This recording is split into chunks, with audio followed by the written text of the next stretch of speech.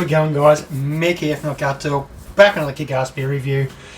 Another home brew. So we got to version 3, V3 of the Bliss Imperial Stout. Didn't really change much on this one. We kept the same recipe. We just sort of changed the amount of, not sort of, we fucking did. We changed the amount of caramel popcorn that's gone into this. Not only that, we split the branding, so we used the well-known caramel popcorn, hence sort of the name, and we also used a product that came from Aldi supermarket, and it's their version of caramel popcorn. Why? Because it was cheap, a lot cheaper than the brand name stuff, and particularly 50% cheaper, and a much better sort of aroma and flavour profile came from the cheaper stuff. More of a candy like thing, which is what we want with these sorts of imperial stouts, be it adjunct stouts, sweet stouts, imperials, full of really sweet sort of different adjuncts. And I found throughout the mash and the boil, with a combination of both, the aromas that came off the actual mash and boil, finally off the boil, was a whole lot better.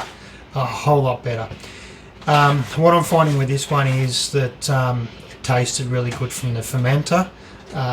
It tasted really good through the whole brewing process, but I feel slightly let down by the fact that this one I cubed. So what's happened is we've ended up with some we'll call it unwanted bitterness, whether it be bitterness from the grain or ongoing bitterness from the hops. Not a lot of hops went into the particular brew, so I'm putting it down to the grain and the fact that we didn't chill that cube down as fast as what we probably should have. So with the immersion chiller on the first and second batches, we chilled it pretty quick, and we sort of stopped and halted any sort of ongoing bitterness that was going to evolve over that course. So the cube, with the beer going into the cube, didn't actually throw it. What I'd normally do is go and throw it in the swimming pool and try and bring down the temperature quicker. Just turning the cube every now and then, bring that temperature down as quick as possible. So that didn't actually happen with that cube. It sort of just let it sit, time constraints and so forth.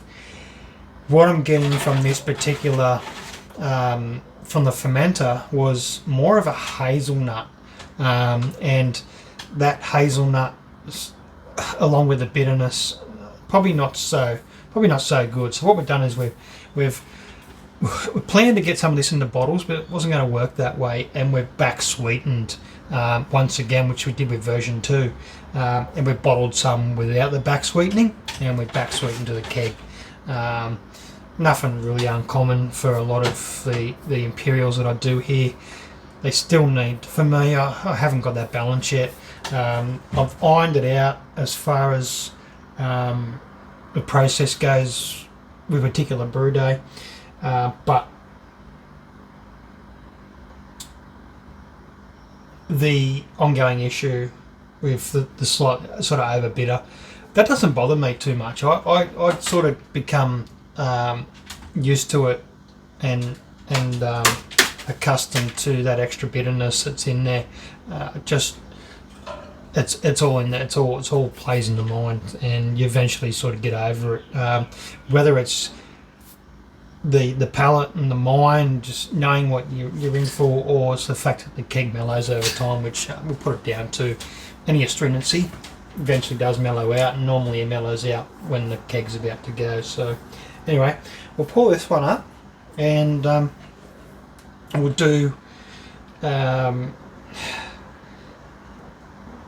sort of only been in the keg for a little while, and so we're obviously still adjusting the carbonation levels and other things.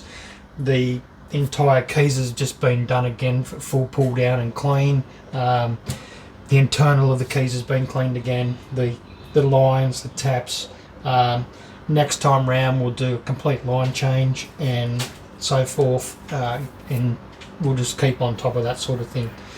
And yeah, try and keep the lines, the beer lines that are in here to certain styles, and we'll just keep swapping the kegs out and keeping it to one tap. That way we don't get sort of any call it off flavours or so forth within the other lines, tainting and all that kind of stuff that happens when you switch between styles. So we'll try and stick to that plan.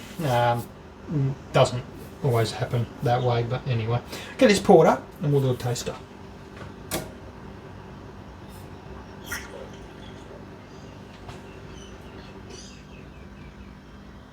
So once again, yeah, we are still playing around with carbonation as in the last video with version 2, and we did do version 1, which was, because it was a small batch, it pretty much all went to bottle.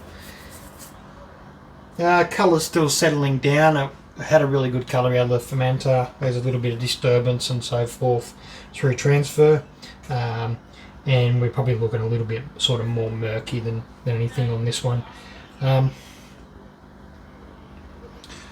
It is still, it's dark, it's black as a night sky.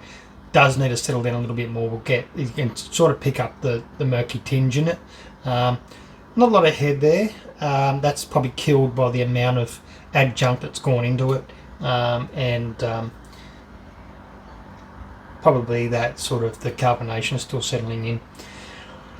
So that's the appearance. Looking pretty good. The aroma. The popcorn's there, the caramel's there, there's that hazelnut sort of aroma that's within the beer as well, and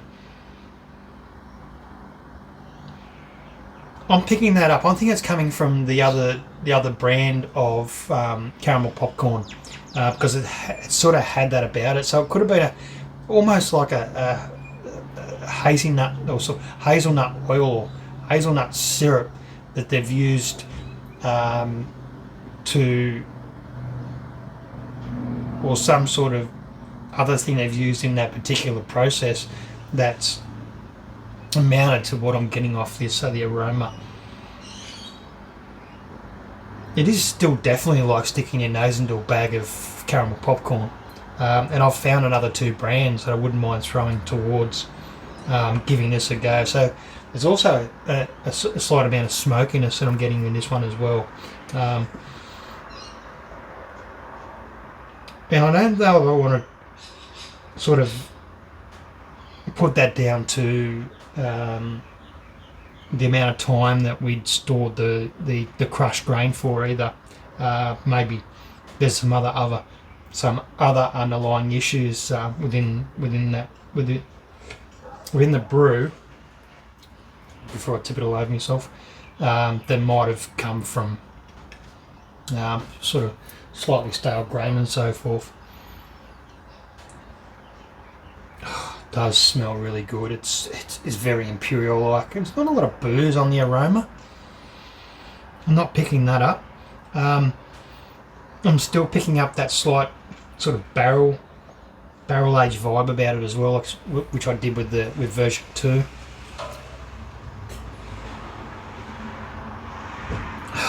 Caramel popcorn's definitely there.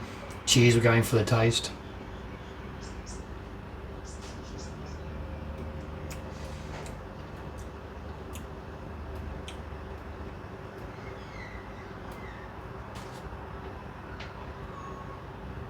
Now,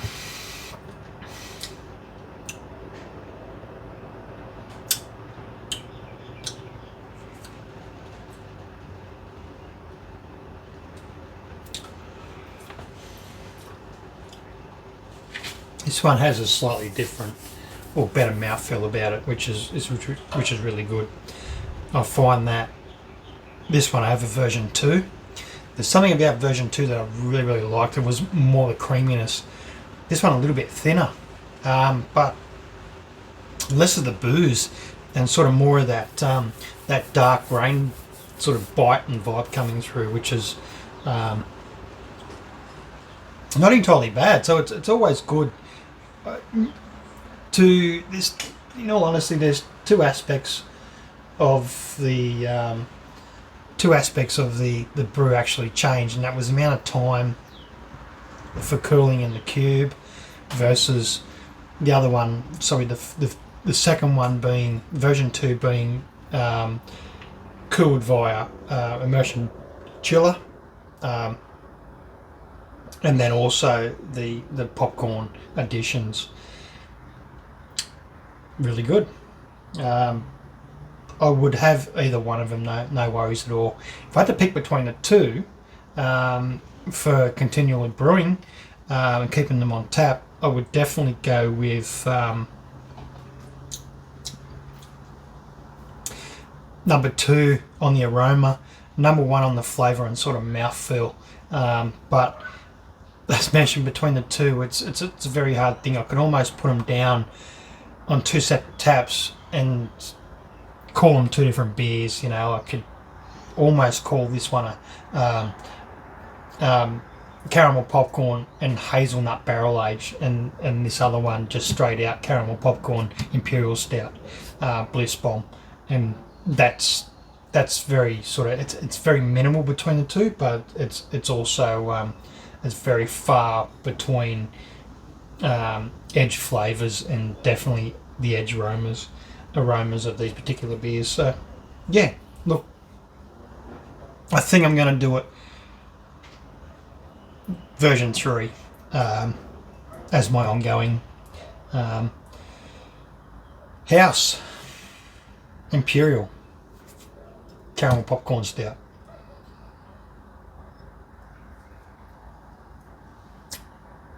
So that'll be the last glass that comes out of that keg. That keg will now just sort of sit. Mellow out, age. We'll just age it at the. So I'm going to set up the other unit here, and I'm going to put it in. I'm going to actually age it at around about 11 degrees, constantly, and we'll probably see that come out. Let's say let's call it December 2023. So this will be the last glass that comes out of that keg.